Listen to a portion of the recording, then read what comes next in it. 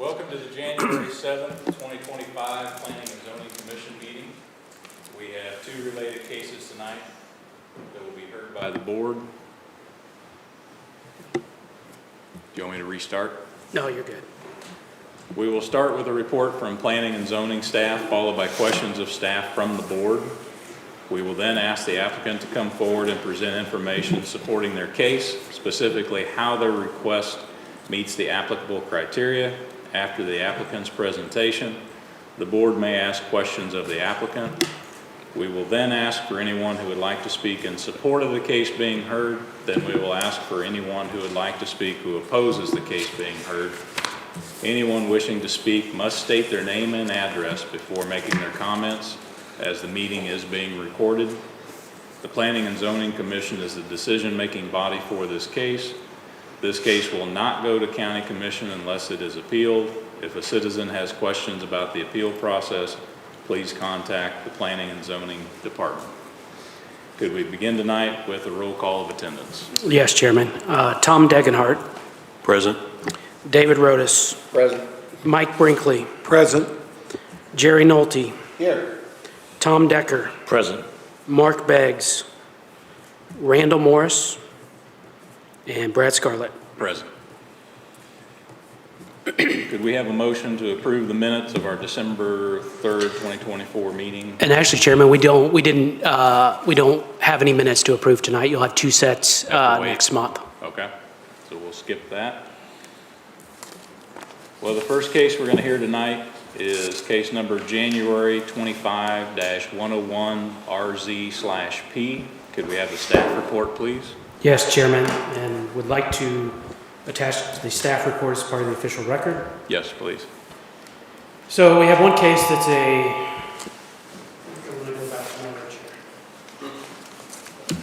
We have one case that's a rezoning preliminary and final plat application. It's called Blankenship's Paradise. So I've got the property pulled up on the screen there. It's outlined in yellow. It's approximately 39 acres, unplatted, zoned agricultural, and has access from the south to W Highway. Now, that little red triangle that's bouncing in there is not part of the subject parcel. So when we met originally with the property owner, they thought that that section was included with their land, but once they started doing the surveying, another person owns that triangle. And I'll show you with the plat that creates some issues with this land with how they want to subdivide it. So here's what they're wanting to do. It shows the 4 lots. Now keep in mind that's just an estimation. Those lots aren't perfectly sized, but they are wanting to subdivide the land into 4 roughly 9-acre lots. They would be rezoned to R5. That's our current standard for lots that are greater than 5 but less than 10. They would include an agricultural land preservation and access from W Highway. MoDOT has approved 2 shared accesses off W Highway that you can see there roughly highlighted in the red. This is the plat, and I'm going to try this again because I want to zoom in. And I don't know that it's going to let me. But if this lot here is lot 1 and lot 2, this is that triangle-shaped piece that's not part of this this land. So this lot does not have any road frontage. So you'll notice that one of the conditions is that the applicant receive a variance to have a lot that does not abut a road. Currently, the Land Development Code only allows that if the lot is 20 plus acres and served with a 60-foot wide access easement. So that lot obviously is not 20 acres, does not meet that exemption. And then this lot, lot number 2, since this is not included as road frontage, does not have enough road frontage and exceeds the width to depth ratio. So there would be at least 2 variances required if the plat is approved. I'm sure the applicant will address this as well. This came, they originally thought that was part of the land. Surveying happened and they lost some of that road frontage. So we gave them the option of, are we going to apply for the variances first or go through the platting process and they chose to, since they had already completed their plat, to come before the Planning and Zoning Commission. So the other two lots meet the 1-to-4 ratio, have enough road frontage. And I'll be honest, from staff's perspective, from the beginning of this case, our recommendation is that this property should not be divided into 4 parcels. And there's a couple reasons for that. And we're going to talk about the comprehensive plan here in a minute. We were, over the last year plus, we were informing people of the new comprehensive plan. Now, the new plan is not adopted, so we're looking at this from the current plan. And this proposal does meet the current plan as far as lot size, things like that, but it may not be consistent with the new plan depending on, how that's adopted. So we advised them of that, and then this triangle-shaped piece of land just created a bigger issue with taking away the road frontage, but that could be addressed by variances. But you'll see that staff is recommending approval of this case tonight because we think it's consistent with the current comprehensive plan. The items that they don't meet can be handled by the variances, but if staff had a recommendation on the variances in front of the Board of Zoning Adjustment, I think the applicant's going to have a hard time proving that they meet the 4 criteria for BZA, but that's at the BZA meeting and not the Planning and Zoning Commission meeting, so that's why we're recommending approval for this part. So again, current comp plan says this is in the natural resources tier, which is a 5+ acre lot area. Obviously, these are all 9 acre plus, so it meets that. The burden of proof is on the applicant to show how they meet these criteria. Obviously, they'll come up and address that after I'm finished here. Here is the surrounding area.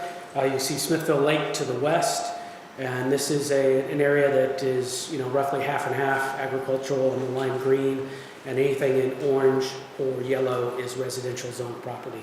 So by the current comp plan, again, the lot sizes meet, and we think the 9 acres matches the surrounding area pretty well. We have not received opposition for this case, and we went through a public notice requirements. Again, MoDOT has given approval for the 2 shared driveways. Health Department has not given their final approval. They needed additional information from the soil scientist on the morphology. Rather than delay the case, we added a condition that requires their approval before the recording of the plat. I believe the applicant is working on getting that approval. The Water District is requiring that the water main be extended. That is listed as a condition before the recording of the plat as well. And staff is recommending approval with 5 conditions, which are some changes to the plat, the Health Department approval, water main extension, shared driveway agreements for the shared driveways, and then the variances being approved before the plat's recorded. Again, the applicant is present, and I am happy to answer any questions the board has. I have one question. Who does own the triangle? The county lists Derek and Amanda Ellis as the owner, who previously owned this, what we're talking about tonight, and this to the east, and divided it into 2 40-acre pieces. However, in speaking with Mr. Ellis, when he went through the title process, the title company is claiming that the Corps of Engineers owns it. So we're not totally for sure who owns it. We just know it's not part of this parcel. So it doesn't belong to the parcel across the road? No, that was the original thought, and then that changed as well. Fred Dukart lives across the road. That's, and I don't know, their surveyor is present. He may have some information on that as well. But the county GIS department did some research and have determined that it currently belongs to Derek and Amanda Ellis. Hold on. Belongs to who? Derek and Amanda Ellis. I thought you said it was the Corps. What the county's saying it's the Ellis's. The title company is saying it's the Corps of Engineers. And no one could figure that out? To me, that's up to the applicant. I just know it doesn't belong to this property, so we're not considering it part of this property. Okay. So that's an orphan piece of property that will sit there unmaintained. What? Yeah, unfortunately, pieces of property like this end up a lot of times on the tax sale because the previous owner, the county will send the previous owner a tax bill, maybe not have the right address, and if the taxes aren't paid, it'll end up on the tax bill.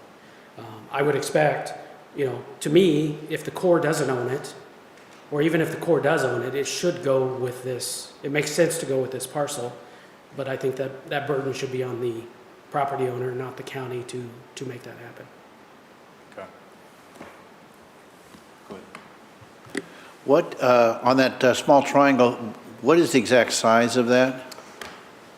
Ooh, that's a good question. I don't know that. I think it's less than an acre. 7/10 of an acre? Okay, so I mean, I guess it's at some, I was just wondering what it would be good for, what possible use it could be to anybody in that particular location. If it was in a, within a municipality, I would see something different, but considering the location and it's kind of hemmed in, yeah, I'm a little bit confused as to why anybody would have bought it in the first place, to tell you the truth. But, okay, well, thank you. Any other questions from I the got board? one. I do. Yes. So you said the final plat recordings depended on the variance being approved? Yes. What about the preliminary plat, the rezoning? Is that same stipulation? It has the same condition on it, but really the final plat is the one that regulates that. Okay, thank you. Anyone else? Would the applicant please step forward and state your name and address? Good evening. I'm Dan Blankenship, 9904 W Highway. My wife and myself own the property located there. Okay. Is it back feeding or is that We just prefer me? just one of you to speak. Sure. So if both of you want, we'll have you step up and Okay. state your name as well, Okay. separately. Do you have anything that you would like to support for your application? Yes, sir. You said Fred doesn't own that property, that 7/10, you found out? I'm not sure. Well, that's my understanding. The county shows that Derek and Amanda Ellis own the property, and they've done the deed research. They've traced the deeds back, and that's who the county GIS department is stating owns the property. So about 6 weeks ago, when I thought Fred owned the property, I reached out to Fred to try to purchase the 7/10 to try to avoid asking for the variance for that last lot. We couldn't come to an agreeable price, but now I find that he may not even own it. So I was So- going down the wrong street. So did your title company explain what the issue was? They did not. Zachary with Snyder Survey Company is the one that pointed out that when they went up and found pins on the property, that triangle wasn't ours. When we bought the property, we assumed along the highway off that 39.7 acres was all road frontage. We didn't realize that until they surveyed it. Okay.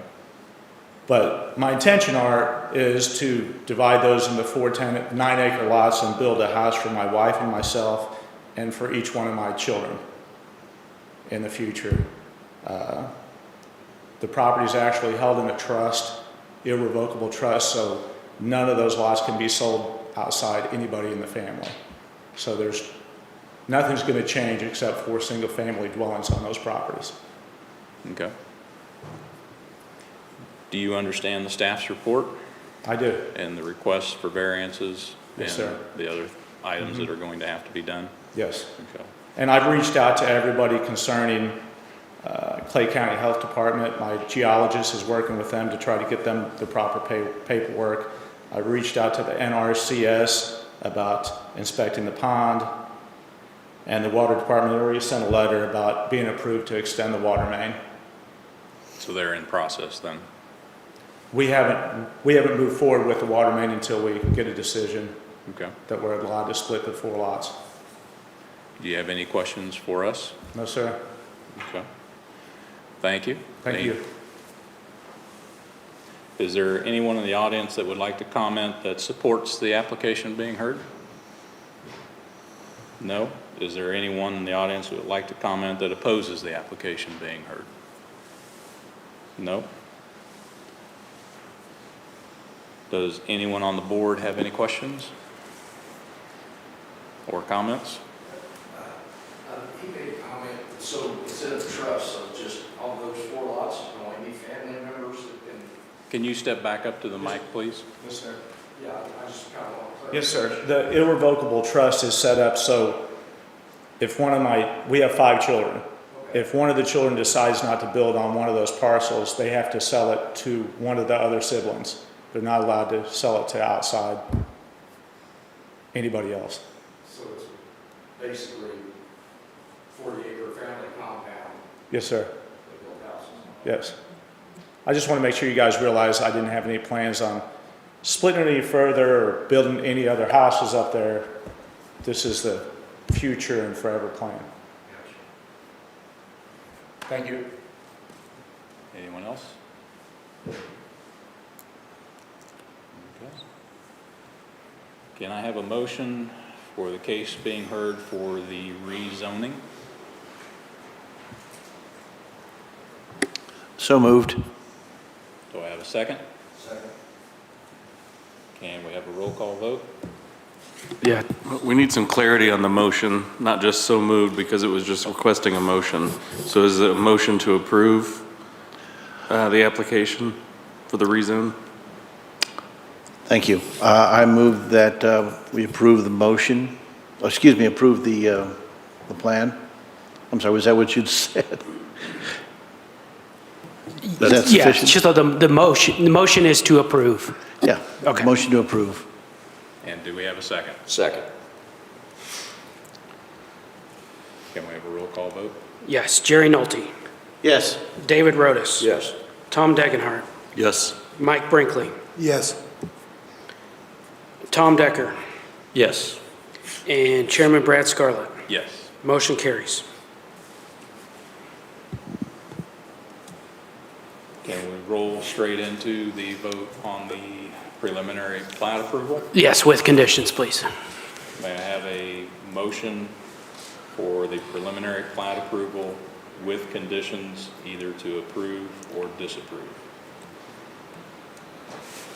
I'll make a motion to approve the preliminary plat with the 5 conditions attached that are set out in Exhibit A. Do we have a second? Second. Can we have a roll call vote?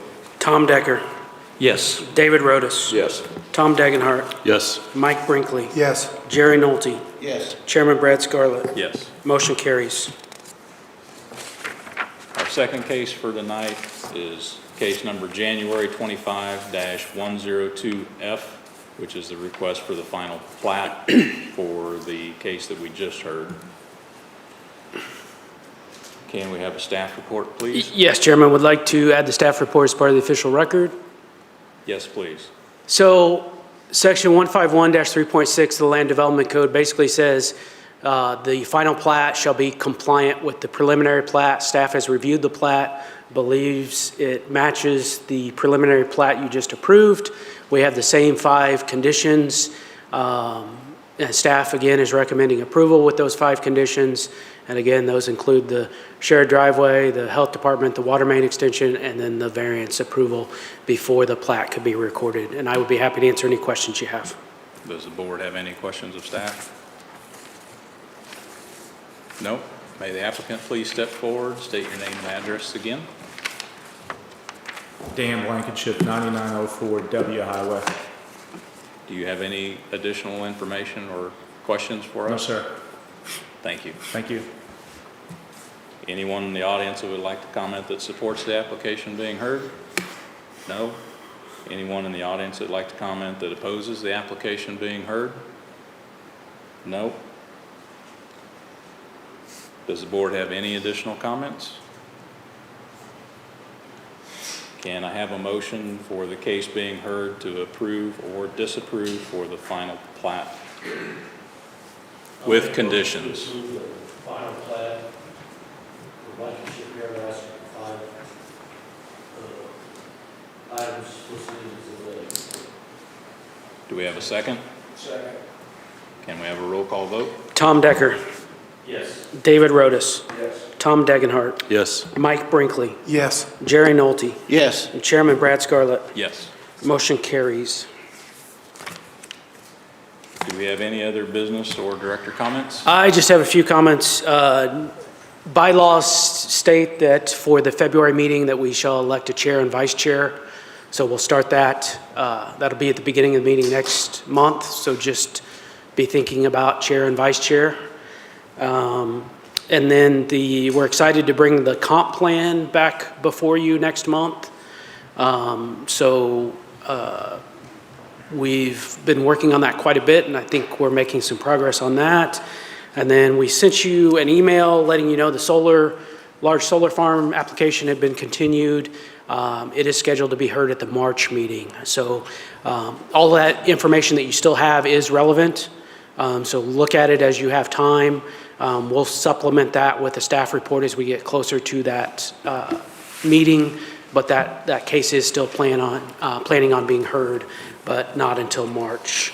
Is there any updated information being provided for the proposed wind or solar farm?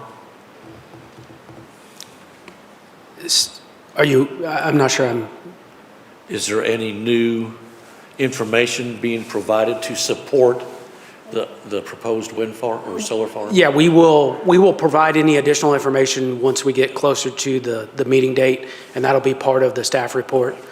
So I would expect, yes, some additional. Unfortunately, I think we already sent you 300 to 500 pages, but I'm expecting probably quite a bit more. And Anything else? that's all I have. Okay. Anything from legal? Oh, we are adjourned.